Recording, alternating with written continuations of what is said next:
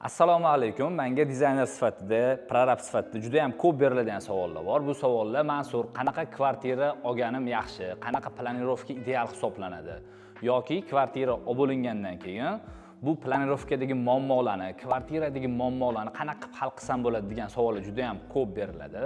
Sizlarga kvartira o'rniga o'zingizga muammo sotib olmasligingiz uchun 7 ta maslahat bermoqchiman. Bu 7 ta maslahatga amal qiladigan bo'lsanglar, videoni oxirigacha ko'radigan bo'lsanglar, sizlar xudo xolasa orzuyinglardagi ideal kvartirani sotib olasizlar. Birinchi va eng ko'p beriladigan savollardan bittasi, Mansur, nechinchi etajdan kvartira sotib oling deb savol berishadi.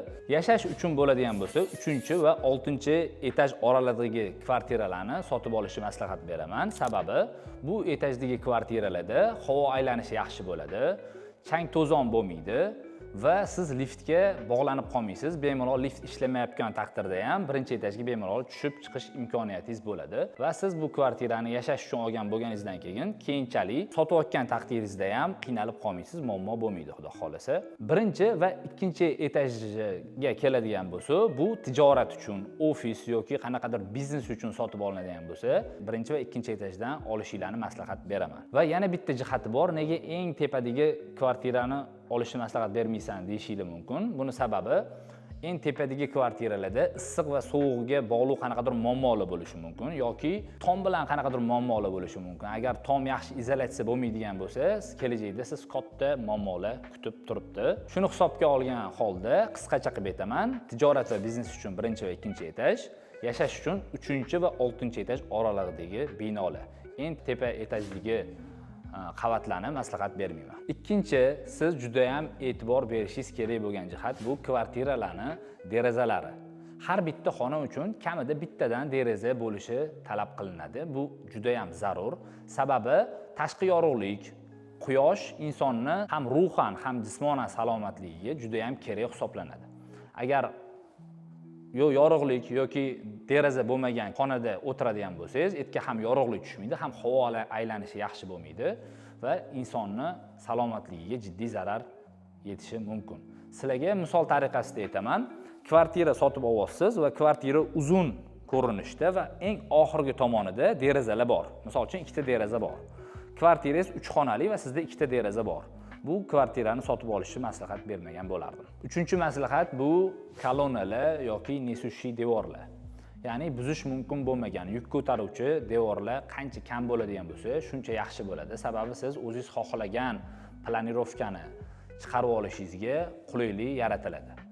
Siz dom olishga borganingizda klientlar uchun beriladigan planirovkalarga e'tibor bermang yoki internetdan ko'rib planirovkalarni, ya'ni misol uchun mana shu domni planirovkasi mana shunaqa ekan deb internetdan ko'rishni tavsiya bermayman. Iloji bo'lsa, kadastr hujjatini oladigan bo'lsangiz, kadastr hujjatida aynan o'sha nesushi devorlar, ya'ni yuk ko'taruvchi devorlar, buzib bo'lmaydigan devorlar qayerda joylashgani ko'rsatib qo'yilgan bo'ladi. Xo'p, men nima demoqchiman? Kvartirada qancha kam nesushi devor bo'lsa yoki qancha kam rigl bo'ladigan bo'lsa, sizning planirovkangiz va interyeringiz ideal chiqishi foizi yuqori bo'ladi. Hop, 4-chi beriladigan eng ko'p savol. Hop, Mansur, kvartiram xonasi, ya'ni 2 xonali kvartiram bor. O'shani 3 xona qilsa bo'ladimi? Juda ham ko'p savol berishadi. Hop, sizlarni yaxshi tushunaman. Har doim kvartirada nechta xona bo'lsa, xuddi yana bitta xona yetmayotgandek tuyulaveradi. Bu tabiiy holat, hamma odamzodda shu narsa bo'ladi. Lekin men iloji boricha bu ishni qilmaslikni maslahat beraman. Sababi, oynalar va kvartira o'lchamlari qisqarib ketadi. Oynalar xonalarda yo'q bo'lib qolishi ehtimoli katta bo'ladi va bu kelajakda juda ham katta noqulayliklarni tug'diradi. Va siz kvartirangizni juda ham kichkina, kattalikdagi xonalar qilib qo'yishingiz mumkin va tashqi yorug'lik va havo almashinuvi bilan bog'liq muammolar juda ham ko'p bo'ladi.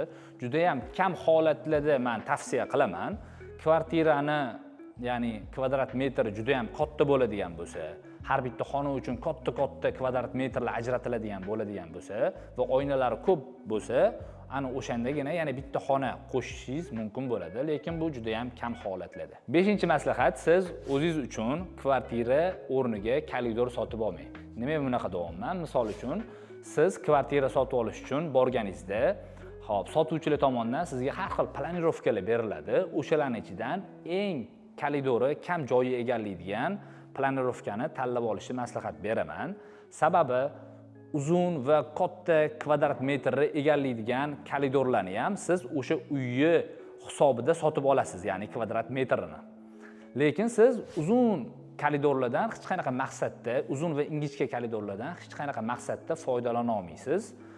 Faqatgina bitta plyus tomoni bor, u xonadan bu xonaga kirishingiz masofasi uzoq bo'ladi va siz ko'proq yurishingiz mumkin. Shu tomondan sog'lig'ingizga foyda bo'lishi mumkin, lekin hech qanaqa plyus tomoni yo'q. Koridor o'rniga nima qilish maslahat berasan deydigan bo'lsangiz, koridor o'rniga ho'l ko'rinishda, iloji bo'lsa to'rtburchak holatda bo'lsa-da, o'sha ho'ldan siz har bitta xonaga eshik bo'lsa-da, bemalol o'sha ho'ldan turib har bitta xonaga kirib chiqish imkoniyatiga ega bo'lsangiz, bu juda ham qulay va funksional hisoblanadi. 6-chi va eng muhim jihatlardan biri ideal joylashuv, ideal planirovka qanaqa bo'ladi? Ideal planirovka bu общественный zona, ya'ni mehmonlar kelib ketib harakatlanadigan joy va sizni shaxsiy zonangiz alohida bo'lishi. Misol uchun, ko'chadan kirganingizda holl bo'ladigan bo'lsa, holldan keyin mehmonxona va oshxona yonma-yon bo'ladigan bo'lsa, bu juda ham katta qulaylik beradi.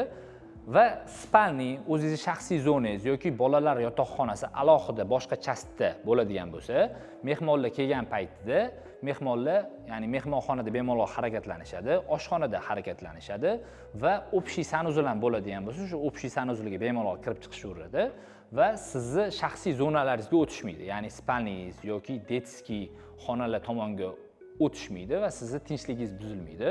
Bu mehmonlar uchun ham, siz uchun ham juda ham katta qulaylik yaratib beradi. Ana endi noqulay planirovka qanaqa bo'ladi deydigan bo'lsa, misol uchun eshikdan kirishingiz bilan mehmonxona, o'rtada spalni va spalnidan keyin oshxona bo'ladigan bo'lsa, oshxona bilan mehmonxonani orasi ham uzoq bo'ladi, ham sizni shaxsiy zonangizdan mehmonlaringiz yoki ovqat tashish uchun albatta o'tishga to'g'ri keladi.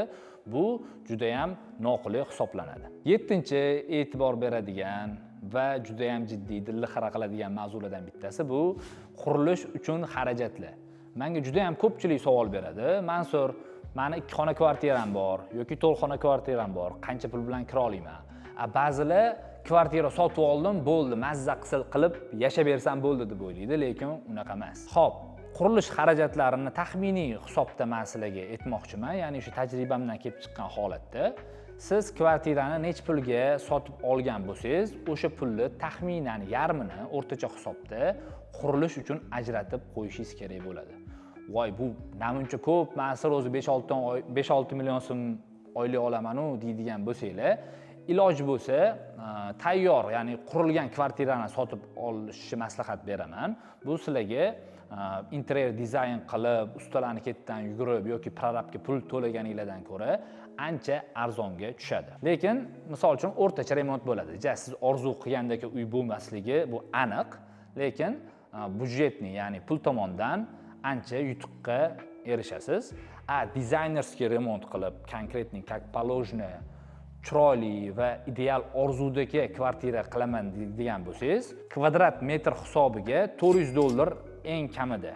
$400. Ya'ni men podключ hisobini aytyapman. Parda gilamlari va o'sha texnikalar bilan $400 hisobini olasizlar. Siz endi bundan ham ideal narsa xohlayman deydigan bo'lsangiz, yana ham balandga qarab ketaveradi. Xo'p, maslahat beradigan bo'lsam, maslahatlar juda ham ko'p.